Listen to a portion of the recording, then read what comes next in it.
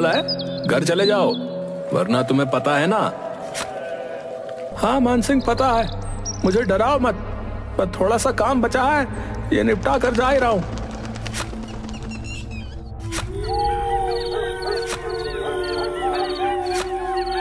एजी, इतनी रात हो गई है और आप अभी तक यहीं हैं।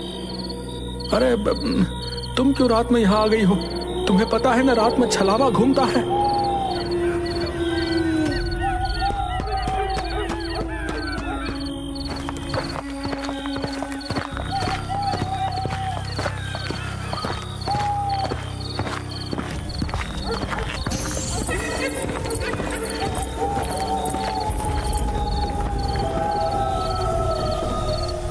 क्या हो गया? तुम रुक क्यों गई? चलो ना। वो सामने किसी औरत की लाश पड़ी है। अरे हाँ, ये कौन है? हरिया ने उसके पास जाकर देखा तो वो उसकी पत्नी की लाश थी। ये देखकर वो बहुत घबरा गया। उसने मुड़कर देखा तो उसकी पत्नी सामने भी खड़ी थी। वो उसके पास पहुंचा।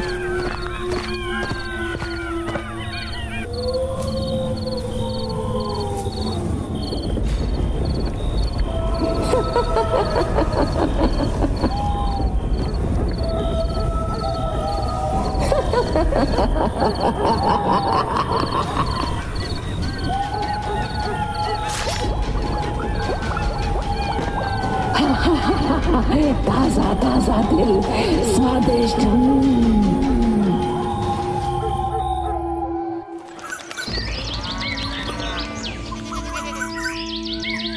जब हरिया के छोटे भाई रमेश के पास पहुंची तो वो अगले ही दिन गांव आ गया।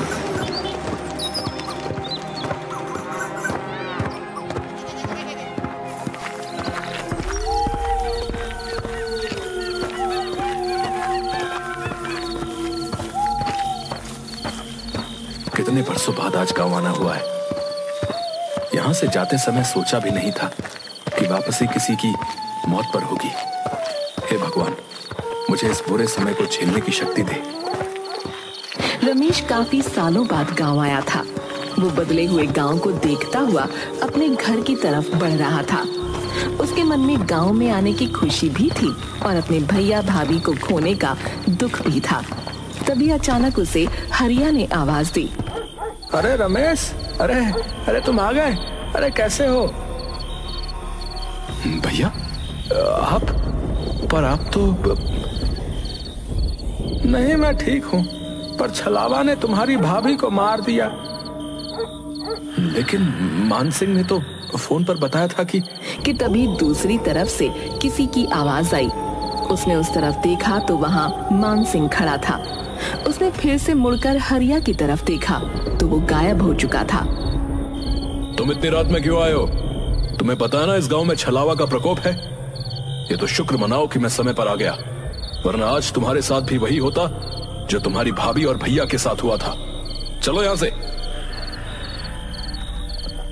मुझे लगा सचमुच मेरे भैया जिंदा हैं। उनको सामने देखकर मैं छलावा के बारे में भूल ही गया था। नहीं, वो जा चुके हैं। चलो घर, चलो जल्दी।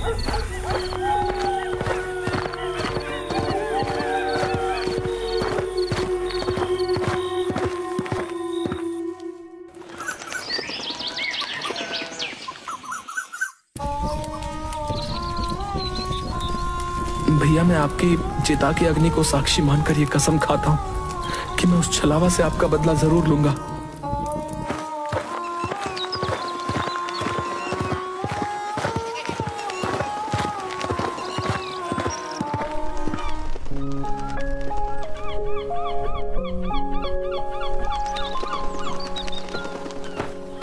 अंतिम संस्कार के बाद वो अपने बचपन के दोस्त गगन से मिलने निकल गया। पर जब वो उसके घर पहुंचा तो वहां ताला लगा हुआ था। वो उसके बारे में किसी से पूछने ही वाला था कि तभी वो आ गया।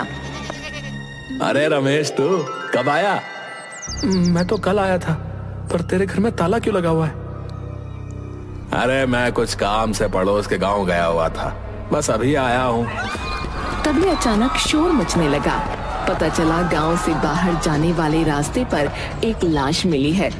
उस लाश का भी दिल निकाला जा चुका था और उसका मुंह भी कुचला हुआ था। हे भगवान, ये इस गांव में हो क्या रहा है? जरूर ये छलावा का काम होगा, लेकिन मैंने तो कभी नहीं सुना कि छलावा लोगों का दिल निकालता है। पहले नहीं निकालता होगा, पर अब इन लोगों में भी अपडेट आने लगे हैं। तुझे हंसी आ रही है? ये कोई हंसने की बात नहीं है, लोग मर रहे हैं। सॉरी, तो फिर इससे बचने के लिए क्या किया जाना चाहिए बता? हमें इस छलावा से छुटकारा पाने का कोई तरीका निकालना ही पड़ेगा। उसने मेरे भैया और भाभी को मारा है, मैं उससे बदला लेना चाहता हूँ। गगन और रमेश काफी देर खड़े बातें करते रहे, पर उन्हें छलावा को मारने का कोई रास्ता नजर नहीं आता। उसके बाद रमेश अपने घर चला जाता है।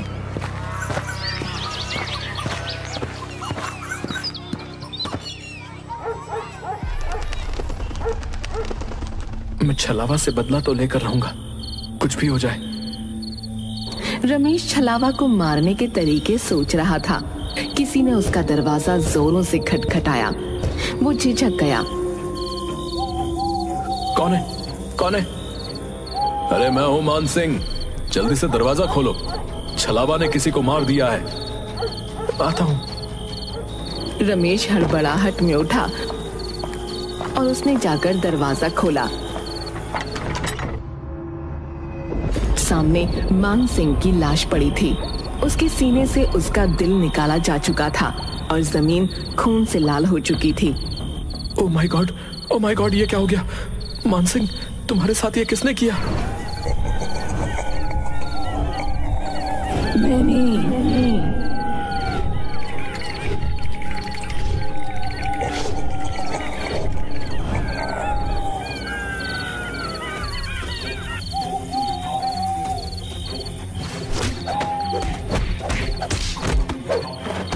मैं तुझे छोड़ूंगा नहीं। पहले तूने मेरे भैया भाभी को मारा और अब मान सिंह को। उसका वो हमला बिल्कुल बेकार साबित हुआ, क्योंकि छलावा ने उसके दोनों हाथ पकड़कर नीचे कर दिए। रमेश को ऐसा लग रहा था मानो उसके अंदर बिल्कुल ताकत ही नहीं है। तभी छलावा मुस्कुराया और उसने अपना एक हाथ रमेश के सीने के अंदर डाल दिया। ये होते ही अचानक रमेश की आंख खुली और उसने देखा कि वो अपने बेड पर है। हे भगवान, ये सपना था? नहीं, मुझे यकीन नहीं हो रहा है। मुझे मान सिंह से मिलना पड़ेगा।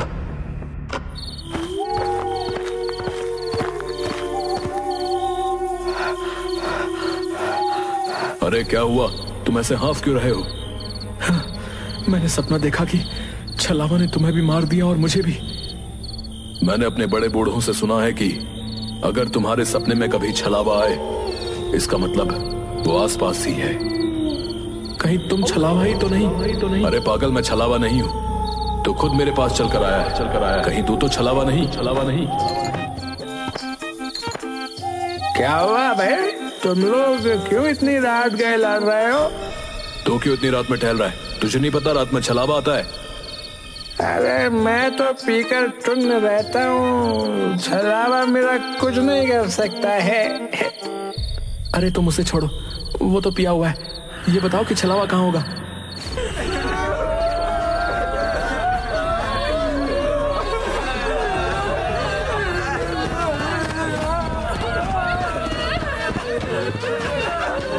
क्या हुआ सरपंच जी? अरे मेरे बेटे को छलावा ने मार डाला।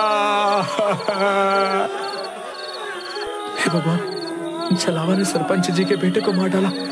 सरपंच जी, अब तो आपको कुछ करना ही पड़ेगा। सरपंच जी के बेटे की मौत ने पूरे गांव को हिलाकर रख दिया था। रमेश, मान सिंह और गांव के कई लोग एक जगह इकट्ठा हुए और छलावा से छुटकारा पाने का प्लान बनाने लगे। इस छलावा को रोकना ही होगा, हमें कुछ करना पड़ेगा। लेकिन कैसे? वो तो रात में आता है और हमें अंधेरे में दिखाई भी नहीं देता। इस छलावा से छुटकारा पाने का एक ही तरीका है।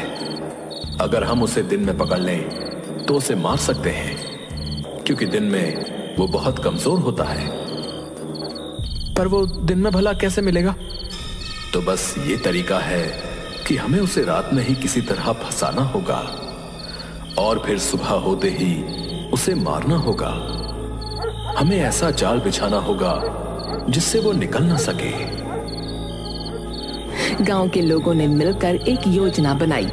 उन्होंने एक बड़ा जाल तैयार किया और तय किया कि वो छलावा को रात में ही फंसाकर सुबह मार डालेंगे। अरे गगन, तुझे पता है हम लोग छलावा को पकड़ने वाले हैं। दिन में तो वो कभी मिलेगा नहीं, इसलिए रात में ही पकड़ना है। मैं तुम्हारे साथ हूं, लेकिन ये बहुत खतरनाक काम है भैया। लेकिन करना तो पड़ेगा, वरना लोग ऐसे ही मरते रहेंगे। रात का अंधेरा चारों ओर फैल चुका था। गांव के कुछ बहादुर लोग छलावा को पकड़ने की योजना के तहत इकट्ठा हुए। कई लोग डर के मारे नहीं आए थे, जिनमें गगन भी शामिल था। गगन फोन क्यों नहीं उठा रहा? उसने वादा किया था कि वो भी आएगा। शायद वो डर गया होगा। हम यहाँ हैं, हमें ही ये काम करना होगा। तभी एक ठंडी हवा का झोंका आया और सबकी रूह कांप उठी। अचानक सामने छलावा प्रकट हुआ, लेकिन हरिया के रूप में। भैया, आप जिंदा हैं? आप यहाँ कैसे? रमेश, मुझे बचा लो, छलावा मुझे मार डालेगा। रमेश का दिल जोरों से धड़कने लगा। वो अपने भाई की तरफ बढ़ा। तभी हरिया अचानक जोर से हंसने लगा और उसका रूप बदलने लगा। पहले वो एक बूढ़ी औरत बना, फिर एक जवान आदमी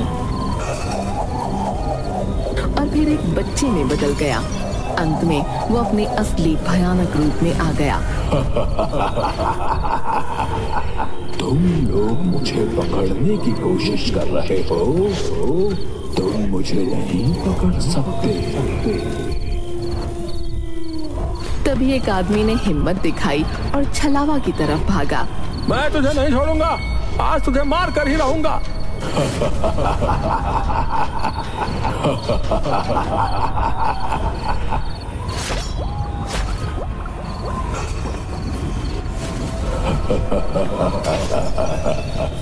ये लो तासा तासा दिल खाओ।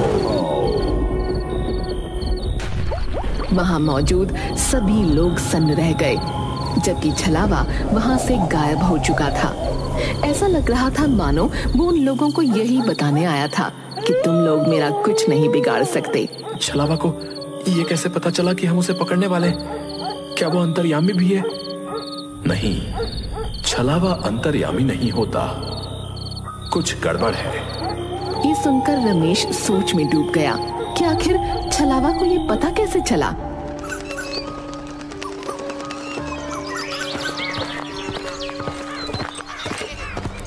गगन, तुम कल रात को क्यों नहीं आए? मैंने तुम्हें कई बार फोन किया। यार मेरी तबीयत ठीक नहीं थी, इसलिए नहीं आ सका यार, सॉरी यार। रमेश और गगन गांव की गलियों में टहलते हुए एक पुराने मंदिर के पास पहुंचे। चलो मंदिर के अंदर चलते हैं, थोड़ी शांति मिल जाएगी। नहीं नहीं, मैं मंदिर के अंदर नहीं जा सकता, मेरी तबीयत अभी भी ठीक नहीं है। क्यों बहाना बना रहे हो? चलो अंदर।